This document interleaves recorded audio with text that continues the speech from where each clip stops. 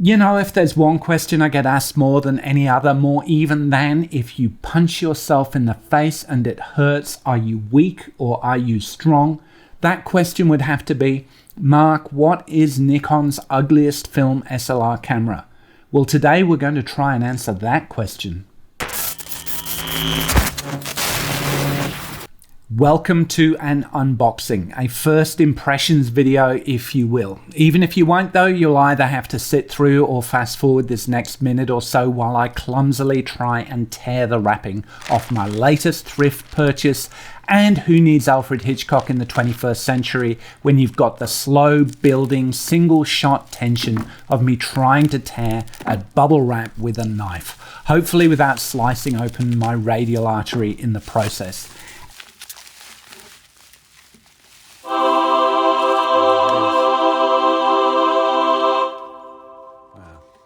And here it is.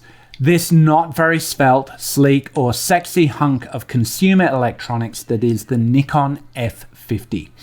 Now, it's no secret that I shoot Nikon SLR film cameras, and on the whole, I love them for their beautiful looks, sturdy build quality, peerless functionality, and effortless handling. I have a long list of cameras that I either own or would love to own, and strangely enough, this one has never been on it.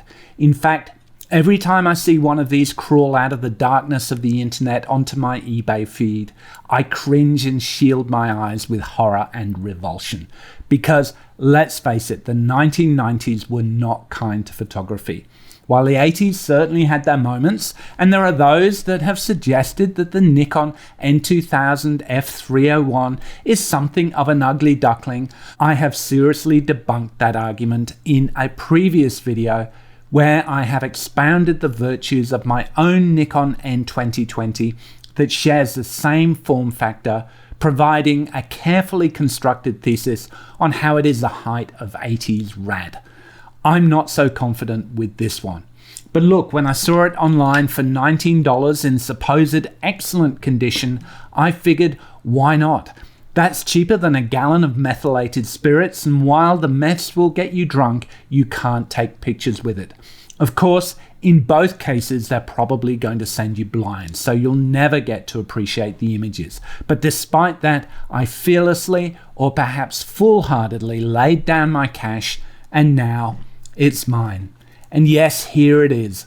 Looks that only a parent can love, if that parent is Jack Nance in Eraserhead. But let's not be too quick to judge.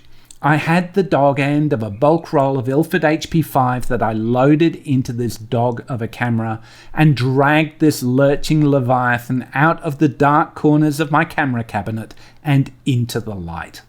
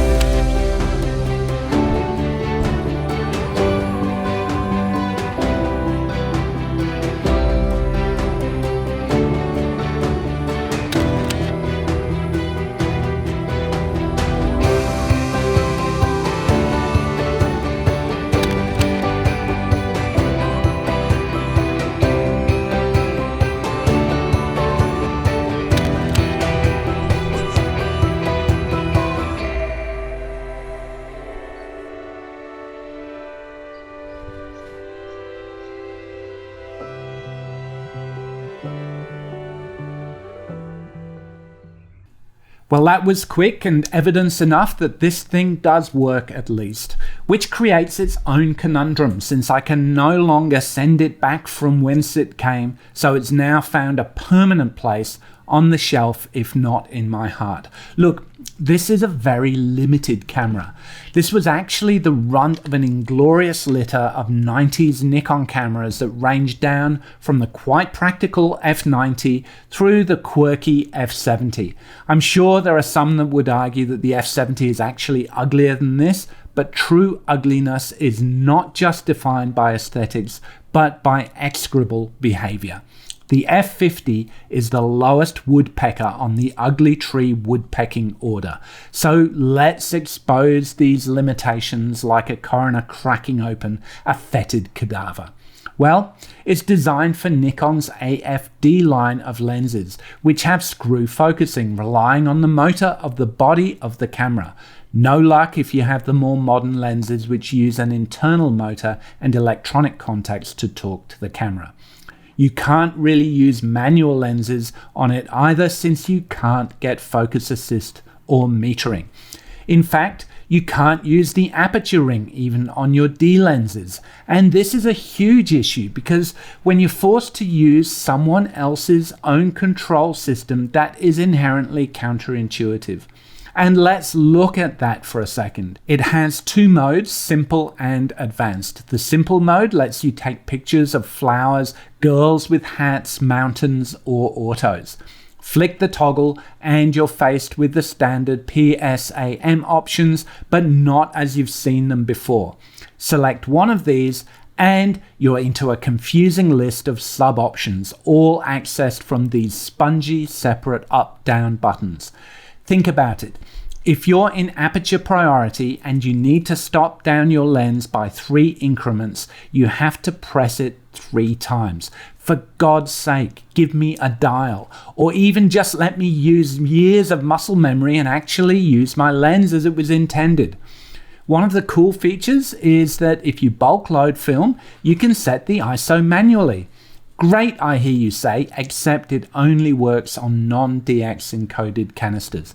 If you want to push or pull DX coded film, you'll have to delve into the unfriendly menu to adjust exposure compensation, and it takes these awful 2CR5 batteries that cost you more than the camera itself and won't work with any other device you own.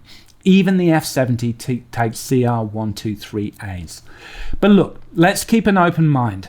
Now that we know it's no more broken than it was when it left the factory, it was time to put a roll of Kentmere 100 into the film chamber and give it a proper workout.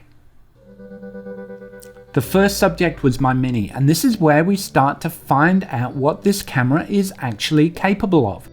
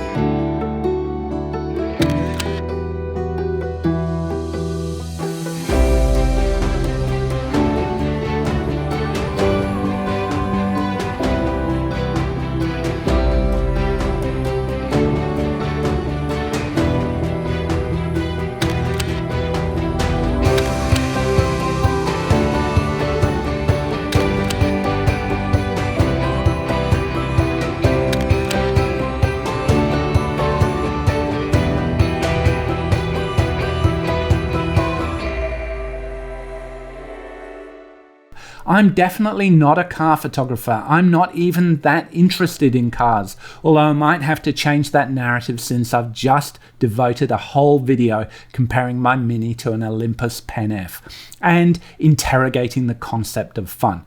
Click up here if your eyes have been assaulted enough by this monstrosity and you actually want to discover that cameras can be beautiful. Suffice it to say, using this camera isn't fun, but and here's the twist to the story. It takes good pictures. I guess in the end, isn't a camera just a box with a shutter? And what does it matter if in the end it gets the job done?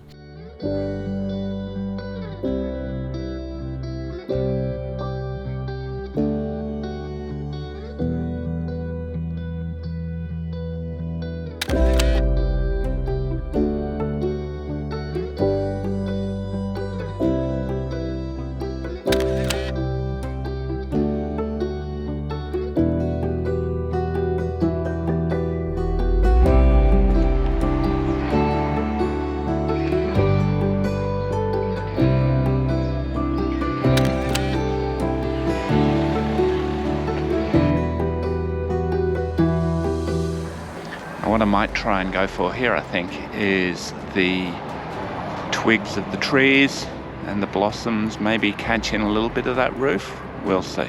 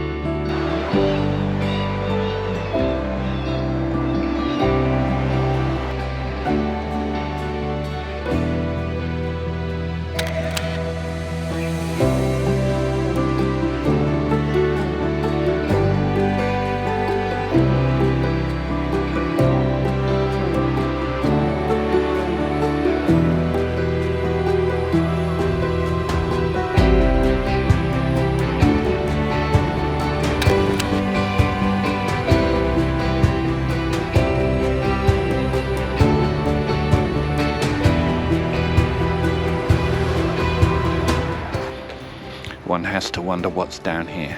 Should we take a look?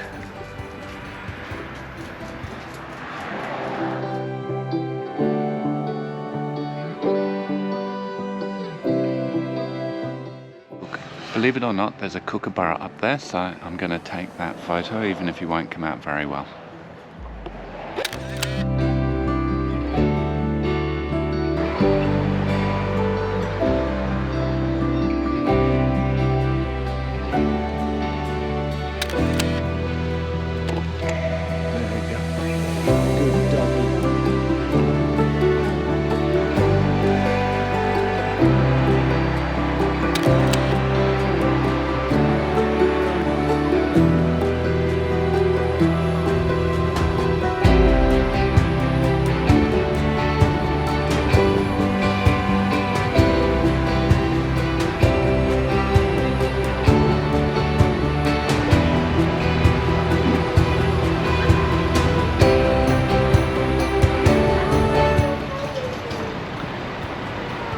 I wonder if there's something I can grab here with the street art.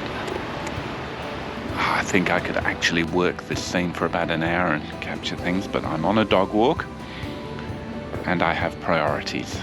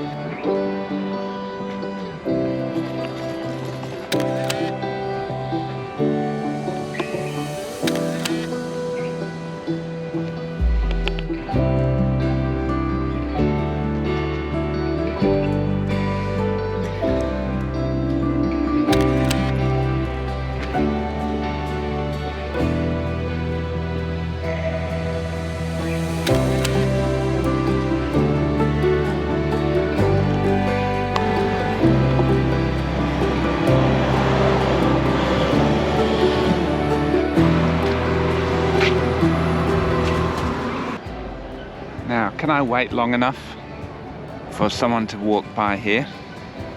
Yep.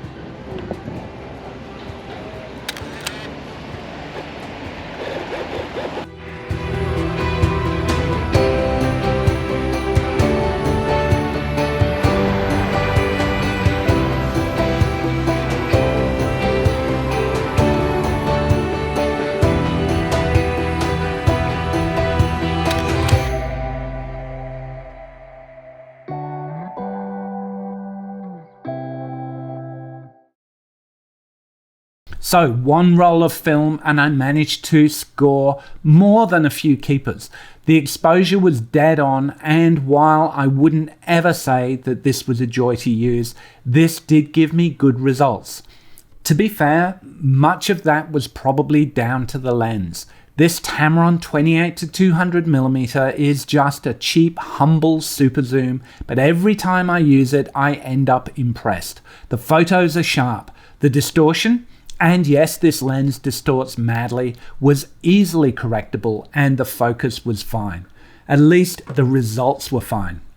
We were still coming out of the first decade of autofocus when this camera was released, so it could be a bit uncertain, solstering forwards and backwards and often settling just short or just beyond where the focus was.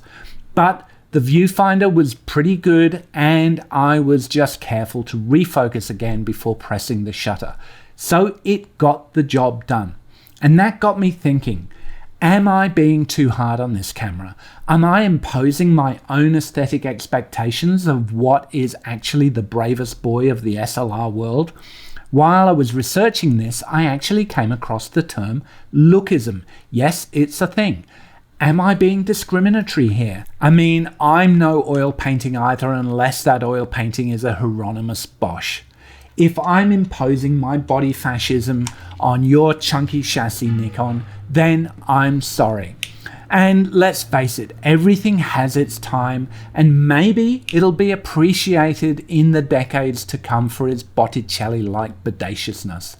I guess you could describe the design as organic. Like a spleen is organic.